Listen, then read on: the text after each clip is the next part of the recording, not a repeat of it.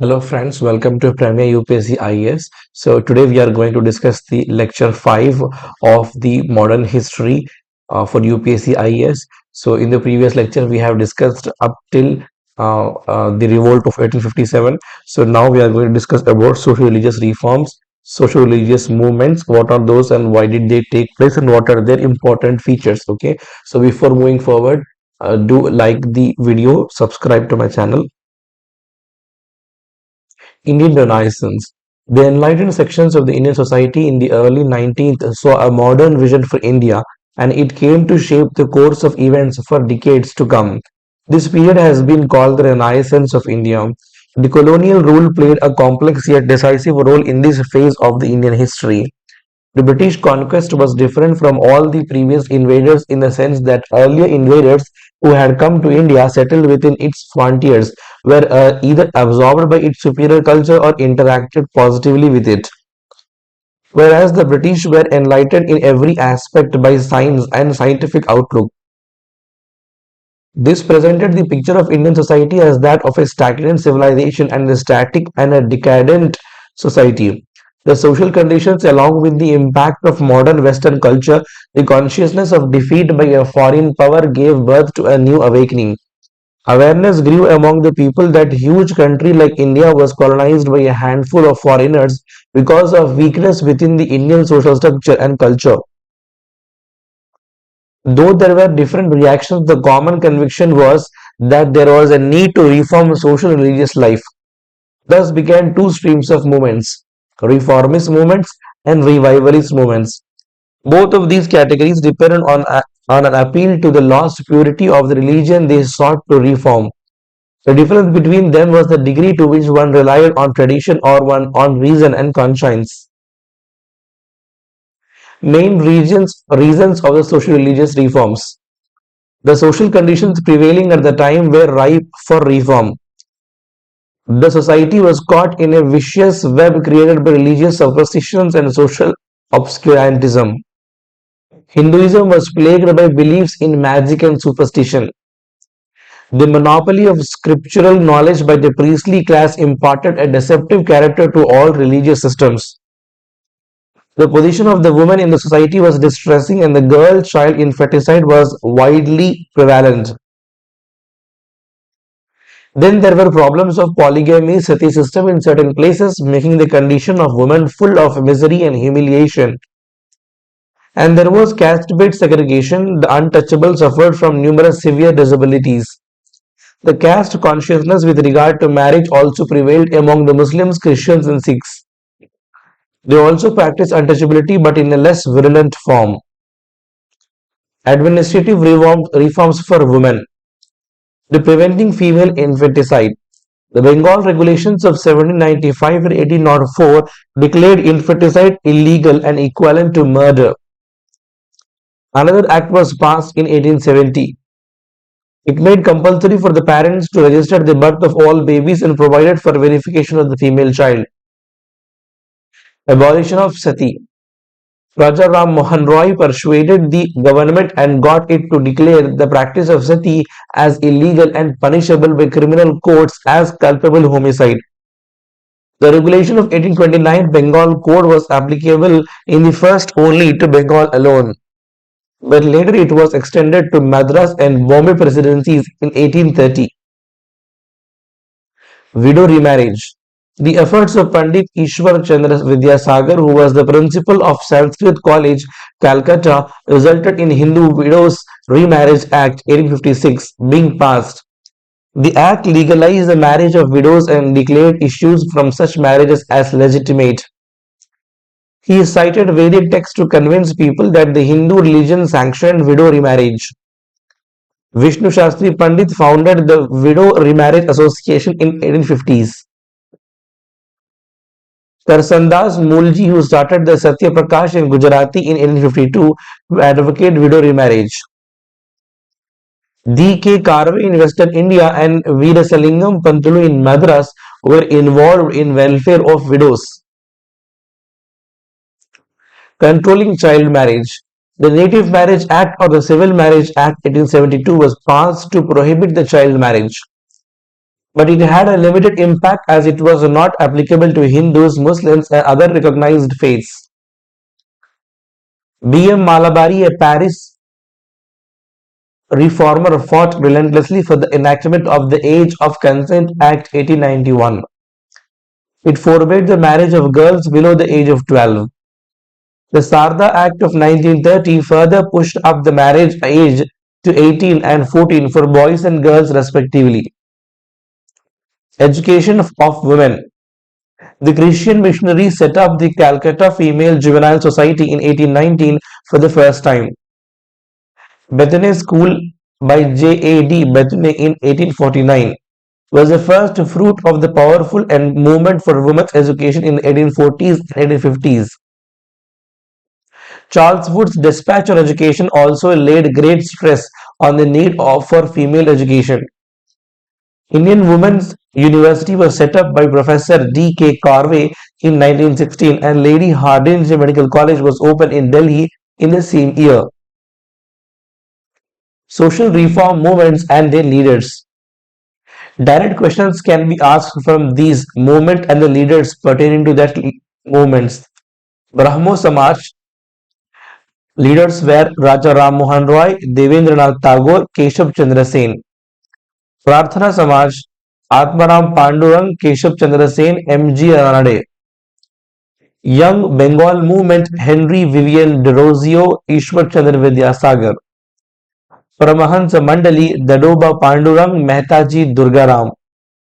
Satyashodhak Samaj Jyotiba Phule. Servant of India Society Gopal Krishna Gokhale. Ramakrishna Movement Ramakrishna Paramahamsa Swami Vivekananda. Arya Samaj Dayananda Saraswati. Seva Sadan Behramji M. Malabari. SNDP Movement Sri Narayana Guru Swami. Dev Samaj Shiv Narayan Agnihotri. Dharma Sabha Radhakanta Dev. Radha Swami Movement Tulsi Ram. Bharat Dharma Mahamandal Madan Mohan Malaviya. Justice Movement T.M. Nair, C.N. Mudaliar and P. Tyagaraja. Self-Respect Movement E.V. Ramaswamy Naikar. Vaikom Satyagraha K.P. Kesava. Let's see individually one by one. Brahmo Samaj. Raja Ram Mohan Roy founded the Brahmo Samaj in 1828, which was later renamed Brahmo Samaj. So Brahmo Sabha was renamed as Brahmo Samaj. The Samaj wanted to spread his ideas and to promote the worship and the adoration of the eternal, unsearchable, immutable being who is the author and the preserver of the universe. There was strong opposition from others like the Raja Radhakanta Dev. He organized the Dharma Sabha to counter Brahmo Samaj propaganda. Who? Raja Radhakanta Dev. Raja Ram Mohan Roy. He is often referred to as the father of the Indian Renaissance.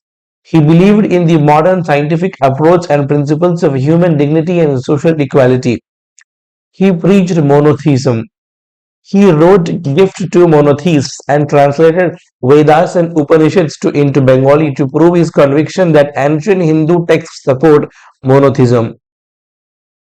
To spread monotheism, he set up Atmiya Sabha in Calcutta and campaigned against the idolatry, caste rigidities, meaningless rituals, and other social ills. He wrote Precepts of Jesus, 1820. He praised the philosophical message of the New Testament. The Christian missionaries opposed him for his advocacy to incorporate the message of Christ into Hinduism. He also strived to spread the modern education to his countrymen. In this pursuit, he supported David Hare in establishing Hindu College in 1817. He also established a Vedanta College in 1825, where courses in both Indian learning and Western social and physical sciences were offered. He also helped enrich the Bengali language by compiling a Bengali grammar book and evolving a modern elegant prose style. He was linguist and could speak a dozen languages including Sanskrit, Persian, Arabic, English, French, Latin, Greek, Hebrew, among others. He was not just a social reformer but also a political activist. He supported press freedom and brought out journals in the Bengali, Hindi, English, Persian to educate and inform the public. He condemned the oppressive practices of Bengali zamindars and demanded fixation of maximum rents. He called for the reduction of export duties of Indian goods abroad and the abolition of the company's trading rights.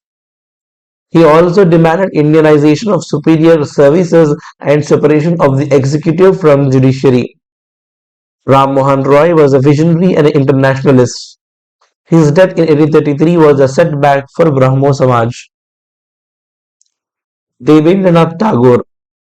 Maharshi Devendranath Tagore was the father of Rabindranath Tagore. He founded the Tattvabodhini Sabha in 1839 and published Tattvabodhini Patrika in Bengali.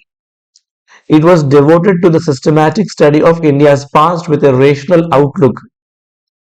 Later he joined the Brahmo Samaj in 1842 and gave a new life to it. It took the shape to theist movement under him. The Brahmo Samaj under Devendranath Tagore supported widow remarriage, women's education, abolition of polygamy, improvement in peasants' conditions and temperance. Keshav Chandra Sen. Keshav Chandra Sen joined the Brahmo Samaj in 1858. He was made the Acharya by Devendranath Tagore. He was instrumental in popularizing the movement and the branches of the Samaj were opened outside Bengal such as United Provinces, Punjab, Bombay, Madras, etc. However, some of the same ideas were not liked by Tagore. He found them to be too radical, such as the inclusion of teachings from all religions, and his strong views against the caste system even open support to intercaste marriages. Keshav Chandra Sen. Brahmo Samaj of India. Keshav Chandra Sen was dismissed from the office of Acharya in 1865, so he founded the Brahmo Samaj of India in 1866. The Devendranath Tagore Samaj came to be known as Adi Brahmo Samaj. In 1878, Keshav got his 13-year-old daughter married to the minor Hindu Maharaja of Kuch Behar with orthodox Hindu rituals. This caused another split in Keshav Brahmo Samaj of India. The disgusted followers set up a new organization called the Sadharan Brahmo Samaj. So Brahmo Samaj of India by Keshav, Brahmo Samaj or Adi Brahmo Samaj by Devendranath Tagore, and Sadharan Brahmo Samaj by the followers of Keshav, headed by Anand Mohan Bose, Shiv Chandra Deb, and Umesh Chandra Datta. Prarthana Samaj. Keshav Chandra Sen helped the Atmaram Pandurang to found the Prarthana Samaj in Bombay in 1867. M.J. Ranade joined the Prarthana Samaj in 1870 and the Samaj gained popularity due to his efforts. Other prominent leaders of the Samaj were R.G. Bhandarkar and N.G. Chandavarkar. It propagated monotheism, disapproved of the caste system, encouraged women's education and widow remarriage. To this end, D.K. Karve and Ranade founded the widow remarriage movement as well as Widows Home Association. Young Bengal movement. In the 1820s and the early 1830s, Henry Vivian Derozio led a radical and intellectual trend among the youth in Bengal, which came to be known as the Young Bengal movement. He taught at the Hindu College from 1826 to 1831 and drew inspiration from the French Revolution. He taught his pupils to think freely and rationally, question all authority, love liberty, equality, and freedom, and oppose decadent customs and traditions. He was removed from the Hindu College in 1831 because of his radical ideas and the movement fizzled out. Ishwar Chandra Vidyasagar. He was a scholar and reformer and his ideas were a happy blend of Indian and Western thought. He became the principal of Sanskrit College in 1815 and introduced Western thought in Sanskrit College to break the self-imposed isolation of Sanskrit learning. He led the movement in support of widow remarriage, which resulted in the legalization of the widow remarriage. He also supported the other women's causes such as against child marriage, polygamy, and for women's education. He also served as a secretary of Bethune School and was one of the pioneers of higher education for women in India. Bal Shastri Jambekar. He was a pioneer of social reform through journalism in Bombay.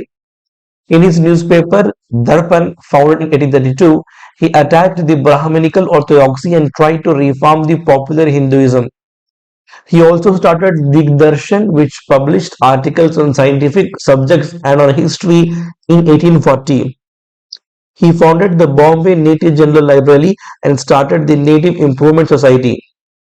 He is known as the father of Marathi journalism. Paramahansa Mandali. It was founded by Dadoba Pandurang, Mehtaji Durgaram and others in 1849 in Maharashtra. Paramahansa Mandal began as a secret society that worked to reform the Hindu religion and society in general. The Mandalis opened branches all over Maharashtra and advocated widow remarriage and women's education, apart from the reforms in religion. The founders of the Mandali broke the caste rules at their meetings. They ate food cooked by lower caste people and shared them with them. Members of the lower caste were also part of the Mandalis. Paramahamsa Mandali. Jyotiba Phule. He was born in Satara, Maharashtra, belonged to the Mali community. He wrote Sarvajanik, Satyadharma and Gulamgiri, which became sources of inspiration for the common masses. He believed in gender equality and was a pioneer in women's education. Along with his wife Savitribai Phule, opened a girls' school at Pune and led a widow remarriage movement in Maharashtra. Phule has been given the title Mahatma for his social reform work. Satyasodak Samaj. Jyotiba Phule founded the Satyasodak Samaj Truth Seeker Society in 1873. This became a powerful movement against the upper caste domination and Brahminical supremacy. The movement aimed at social service, spread of education among women and lower caste people. Gopal Hari Deshmukh Lokahitavadi. Gopal Hari Deshmukh was a social reformer and rationalist from Maharashtra. He worked as a judge under British Raj. Lokahitavadi was his pen name for his writings in Weekly Prabhakar. So Lokahitavadi was a pen name of Gopal Hari Deshmukh. He advocated a reorganization of Indian society on rational principles and modern humanistic secular values. He wrote against the evils of the caste system and said, if religion does not sanction social reform, then change religion. He started a weekly Hiteshu and had a role in founding the periodicals Gyan Prakash, Indu Prakash and Lokahitavadi. The Servants of Indian Society. Gopal Krishna Gokhale founded the Servants of Indian Society in 1905 with the help of M.G. Ranade. The aim of the society was to train national missionaries for the service of India. They wanted to prepare a cadre of selfless workers who were willing to devote their lives to the cause of the country in a religious spirit. He started a magazine called Hitavada to spread his ideas. N.M. Joshi. A follower of Gokhale, Narayan Malhar Joshi founded a social service league in Bombay. They wanted to secure better conditions of life and work for the masses and organized many schools, libraries, reading rooms, day nurseries, and cooperative societies. Joshi also founded the All India Trade Union Congress, 1920. Ramakrishna movement. The teachings of the Ramakrishna Paramahamsa, original name Gadadhar Chattopadhyay, a poor priest at the Kali temple in Dakshineshwar, Calcutta, found many followers. The objectives of the Ramakrishna movement were to organize a band of monks dedicated to a life renunciation and practical spirituality to spread the universal message of Vedanta, to carry on preaching philanthropic and charitable works irrespective of caste, creed, or color. He laid the foundation of Ramakrishna much with his young followers as a nucleus to fulfill the first objective. Swami Vivekananda. After the death of the Ramakrishna Paramahamsa, his disciple Swami Vivekananda, original name Narendranath Datta, took up the mantle to fulfill the second objective. He founded the Ramakrishna Mission in 1897 at Belur near Calcutta. The Ramakrishna Mission spread the message of service of man is the service of God, as many faiths, so many paths, etc. Swami Vivekananda emerged as the preacher of Neo Hinduism, and his mission was to bridge the gulf between the Paramartha service and the Vyavahara behavior, and between the spirituality and day to day life. Vivekananda believed in the fundamental oneness of God. He stressed that the masses needed two kinds of knowledge: secular knowledge about how to work for their economic uplift, and the spiritual knowledge to have faith in themselves and strengthen their moral sense. He participated at the Parliament Religions held at Chicago in 1893 and made a great impression on people by his learned interpretations. He gave several lectures on Vedanta in the USA and in London before returning to India in 1897 and founding the Ramakrishna Mission. The mission ever since has been running a number of schools, hospitals, dispensaries, and offers services in times of natural calamities like earthquakes, famines, floods, and epidemics. Dayananda Saraswati. Swami Dayananda Saraswati, original name Mool Shankar, founded the Arya Samaj movement Bombay in 1875, and later the headquarters of the Samaj was established at Lahore. He expressed his views in his famous work Satyarth Prakash, The True Exposition. His inspiration came from the Vedas. He considered Vedas to infallible and to be India's rock of ages. He gave the slogan Back to the Vedas.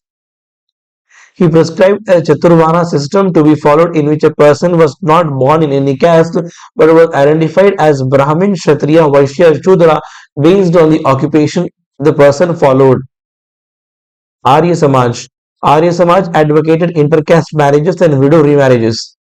They called for equal status for women, both in letter and in spirit. The nucleus for this movement was provided by the Dayanand Anglo-Vedic schools, the AV schools, established first at Lahore in 1886, which sought to emphasize the importance of Western education. The Samaj criticized the escapist Hindu belief in Maya, illusion, also the aim of human life as a struggle to attain moksha, the salvation. The work of the Samaj after Swami Dayananda Saraswati's death was carried forward by Lala Hansraj, Lala Lajpat Rai, and Swami Shraddhanand, among others.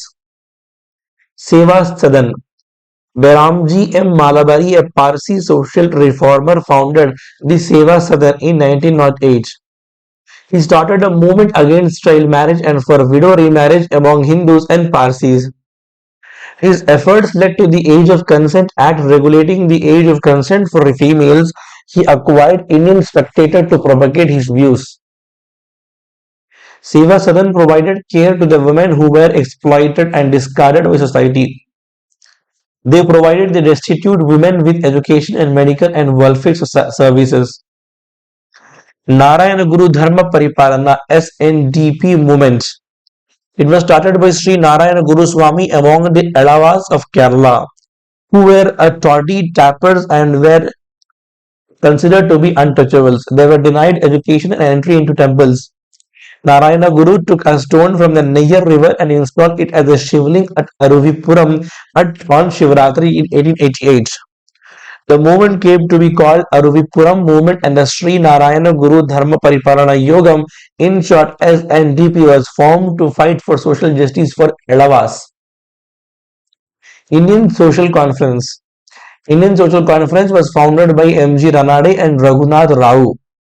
It met annually from its first session in Madras in 1887 at the same time and venue as the Indian National Congress. The focus was only on the social issues of importance. It could be called the social reform cell of the INC, Indian National Congress. It launched the pledge movement to inspire people to take a pledge against child marriage and advocated various social reforms, intercaste marriages, opposed polygamy, etc. Other organizations and movements. Dev Samaj, founded by Shiv Narayan Agnihotri in 1887. Teachings were compiled in book Dev Shastra. It aimed to bring religious reforms. Dharma Sabha, founded by Radhakanta Dev, an Orthodox society, opposed the reforms. Bharat Dharma Mahamandal opposed the views of Arya Samaj and Theosophists and Ramakrishna movement. Madan Mohan Malaviya took part in the Bharat Dharma Mahamandal. Radha Swami movement. Tulsiram, also known as Shiv Dayal Sahib, founded this movement in 1861. It believed in one supreme being, the supremacy of the Guru, company of pious people, Satsang. Justice movement founded in Madras Presidency by C.N. Mudaliar, T.M. Nair, and P. Tyagaraja. Aim was to secure jobs and representation for the non-Brahmins in the legislature. Self-respect movement. It was started by E.V. Ramaswamy Naikar, a Balija Naidu in the mid-1920s. It was aimed at the rejection of the Brahminical religion and formalized the weddings without the Brahmin priest. Vaikom Satyagraha. In Vaikom, northern part of Travancore in 1924, a Vaikom Satyagraha was launched by K.P. Kesava demanding the opening of the Hindu temples to the untouchables. It was a temple entry movement. Mahatma Gandhi visited Kerala in support of the movement. Thank you. So this was all about the different social reform movements during the modern history times.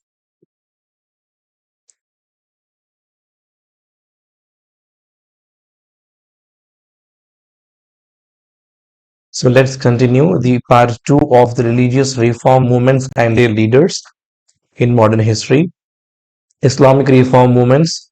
What is Wahhabi movement? It was an Islamic revivalist movement founded by Sayyid Ahmad of Rai Bareli and inspired by the teachings of Abdul Wahhab of Saudi Arabia and Shah Waliullah of Delhi.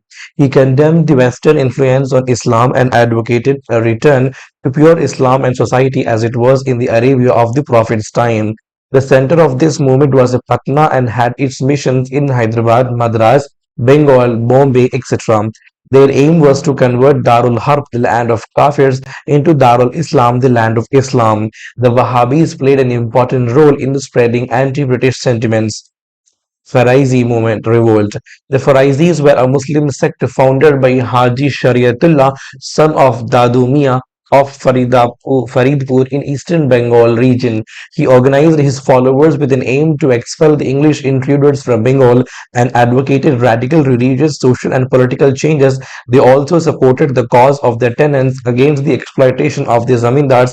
Their revolt continued from 1838 to 1857.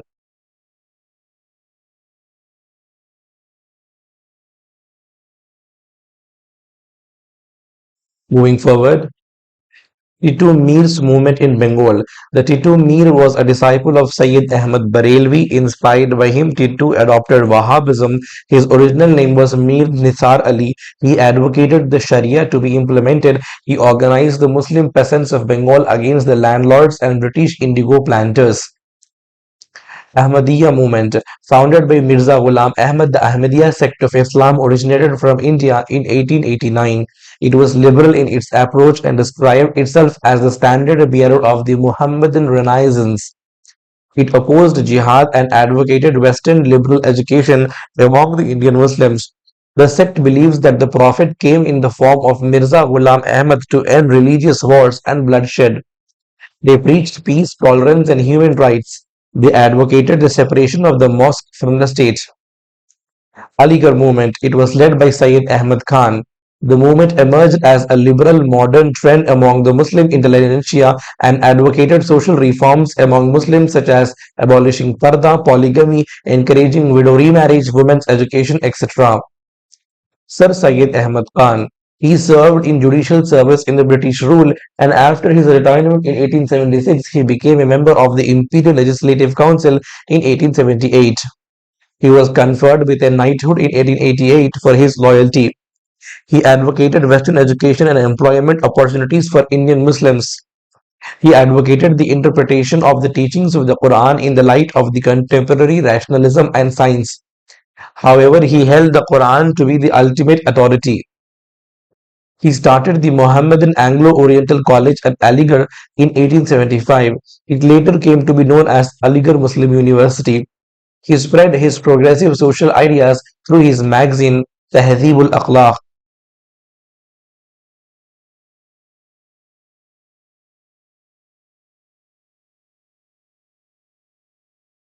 Deoband School. It was led by the Orthodox section among the Muslim ulema. It began at the Darul Uloom, an Islamic academic center in Deoband of Saharanpur district UP in 1866. Hence the name Deoband movement. It was founded by Muhammad Qasim Nanotwi and Rashid Ahmad Ghanouji to train religious leaders for the Muslim community. It was a revivalist movement and has two objectives: to propagate pure teachings of the Quran and Hadith among Muslims, to keep alive the spirit of jihad against the foreign rulers. It issued a fatwa against the teachings of Sir Syed Ahmad Khan. Sikh reform movements. Hookah movement. It was founded in 1840 by Bhagat Jawahar Mal, also called as Sian Sahib, in western Punjab. Another major leader of the movement was Baba Ram Singh, who founded the Namdhari Sikh sect. The British occupation of Punjab transformed from a religious purification campaign to a political campaign. They wanted the abolition of caste and discriminations among Sikhs. They discouraged eating meat, alcohol, and drugs, allowed for intermarriages, widow remarriage, and encouraging women to step out of seclusion. On the political side, they wanted to restore Sikh rule over Punjab. In the process, they advocated wearing hand-woven clothes and boycott of English laws and education and products. It goes to show that the concepts of Swadeshi and non-cooperation were propagated by the Kukas even before they became an integral part of the Indian national movement in the early 20th century. The movement was gaining in popularity and the British took steps to crush it. In the period between 1863 and 1872, and Ram Singh was deported to Rangoon. Singh Sabha movement. It was begun in Amritsar with twin objectives: to make available modern Western education to the Sikhs, to counter the proselytizing activities of missionaries, Brahmo Samaj, Arya Samaj, and Muslims. To achieve the first objective, they set up a network of Khalsa schools throughout Punjab. For the second objective, everything that went against the Guru's teachings was rejected, and rites and customs which were consistent with Sikh doctrine were adopted. Akali movement. It is also known as Gurudwara Reform movement. It was an offshoot of the Singh Sabha movement and aimed at liberating the Sikh Gurudwaras from the control of corrupt Udasi Mahants. Akalis launched a non-violent non-cooperation satyagraha in 1921 against them. The government tried to repress it but had to bow before popular demands. The Sikh Gurudwaras Act was passed in 1922 and again amended in 1925 and gave the control of the Gurudwaras to the Sikh masses. They were to be administered through the Shiromani Gurudwara Prabhadak Committee (SGPC) as the apex body. Parsi reform movements. Rahmai Masdayas Nan Sabha translates to Religious Reform Association, was founded in 1851 by a group of English-educated Parsis. Some of the important leaders of the movement were the following: Nauroji Fardoonji, Dadabai Nauroji, K.R. Kama, S.S. Bengali. They spread the message through the newspaper called Rast Guftar, Truth Teller. They made attempts to uplift the status of Parsi women through the following main reforms: removal of the Parda system and raising the age of marriage and education. The Parsi community emerged the most successful and the most westernized section of the Indian society. Moving forward, Theosophical movement. The Theosophical Society was founded in New York City by Madam H. P. Blavatsky and Colonel M. S. Olcott in 1875. They were inspired by Indian thought and culture, but they shifted their headquarters to Adyar on the outskirts of Madras in 1882. They believed and preached the Hindu beliefs of reincarnation and karma and the philosophy of the Upanishads and Samkhya, Yoga, and Vedanta schools of thought. In social reforms, they opposed child marriage, advocated the abolition of caste discrimination and uplift of outcasts and improvement in the condition of widows.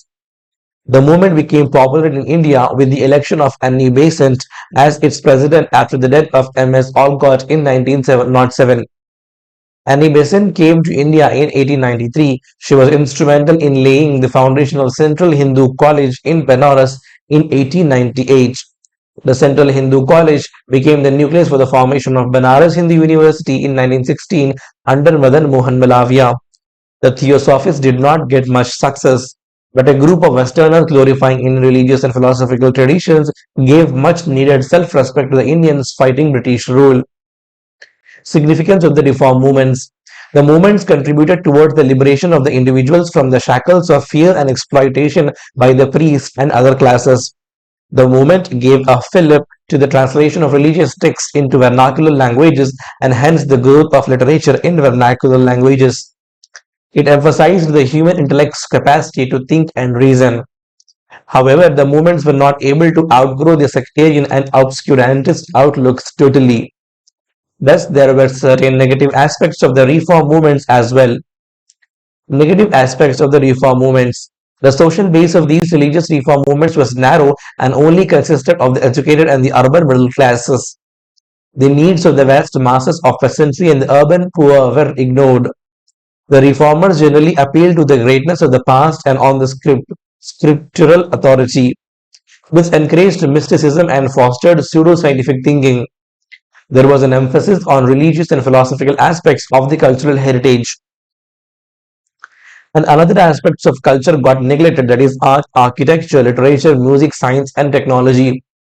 The Hindu reformers praised only of the Indian past to its ancient period and considered the medieval period as an era of decadence. This was not acceptable to the low caste sections of society which had suffered exploitation and untouchability. It also alienated Muslim middle classes who turned towards the history of West Asia for their traditions and moments of pride. Though there were other factors that were responsible for the birth of communalism in India, undoubtedly the nature of the religious reform movements also contributed to it. The beginning of the struggle of independence. Influencing factors of INM. Indian national or the struggle for the independence was influenced by a number of factors that include the rise of the concepts of nationalism and the right of self-determination initiated by the French Revolution and their acceptance worldwide. Indian Renaissance backed by social and political reform movements as a result of modernization initiated by the British in India as a strong opposition to British imperialist policies in India. The people realized that colonial rule was the major cause of India's economic backwardness. Contradictions in the colonial rule. British rule in the Indian subcontinent led to the political, administrative, and economic unification of the country, which was similar to the Mauryan rule or the period of Greater Mughals. Development of transport and communication. It was done on the back of development of modern means of transport and communication such as railways, roads, electricity, and telegraph. They were undertaken not for the development of India but for the administrative convenience, for the mobility of army, for defense of their colony, and for commercial exploitation. However, from the nationalist point of view, it has helped in realizing that economic fate of the people of different regions was linked together, and modern means of transport and communication helped in the mobilization of people and public opinion. Western education and thought. Another contradiction in colonial rule is the introduction of modern education and Western thought. It was done for the self-interest of efficient administration to groom up clerks and negotiate for carrying out the mandate of the empire. But it also helped many Indians imbibe modern rational, secular, democratic, and nationalist ideas from the writings of J.S. Mill, Rousseau, Paine, Spencer, Voltaire, etc. Learning English helped nationalist leaders from different linguistic regions to communicate with each other. The English education gave a fillip to the growth of press and literature in English and its spillover into vernacular newspapers and literature. The newspapers helped in criticizing official policies, mobilizing people to unite, and in spread modern ideas of self-government, democracy, civil rights, and industrialization. Economic and administrative development. The colonial administration and economic innovations gave rise to a new urban middle class in towns. This class was prominent because of its education. In the early years, the leadership to the INC was provided by this class. The reactionary policies and the racial arrogance of the colonial rulers, such as Lytton, who hosted a grand Delhi Darbar of 1877 when there was a severe famine throughout the country. Other legislation such as the Arms Act, Vernacular Press Act, and the Ilbert Bill controversy arose the nationalists to agitate for their rights. Historical research of the Indian past. Another contradiction was historical researchers by European scholars such as Max Muller, Monier Williams, Roth, and Sassoon, etc., which helped in the rediscovery of Indian past, of trade, rich heritage in arts and culture. They put forward a theory that the Indo-Aryans belonged to the same ethnic group from which other nations of Europe had evolved. This gave a psychological boost to the educated Indians. So this was all about different social reform movements during the before the independence and during the formation of nationalist movements. Stay tuned for other parts of the modern history. Thank you.